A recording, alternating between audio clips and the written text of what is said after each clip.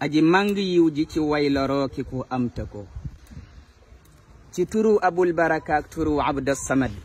mile Mbàkke way wile ab nuyoo la bu ràññi ko sunu yaay ju baax jële tam nuyoom mi ngi may béral mi ngi lay gërëm di la sant ko ràññi ko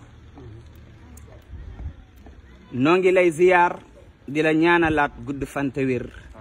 ba sa naal ci yoonu sa maam ja yegg mu nangu ko Mbàkke ndonga yaa ngi le soppe yaa ngi le ñëw fi yow di la ñooxu tey wuta dooni gaa yu fi ràññiku te sa soppe bii bu ma doon géwél mu di géer ci man ni mu jàppe daara de moo waral ba ma jàpp ko sama sang bee ni ma mel ci kii dama mel ci moom niti alxuraan kase laa safoo ku ne xam na ko ni nu àndandoo di ziyaar si tey ak rëy ci man dama ciy gërëm sama soppe bii ke defal ma ko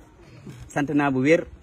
yàlla sante naa ko bileb jataay gërëmee ko Abdou Samad Mbayit na nga seede ko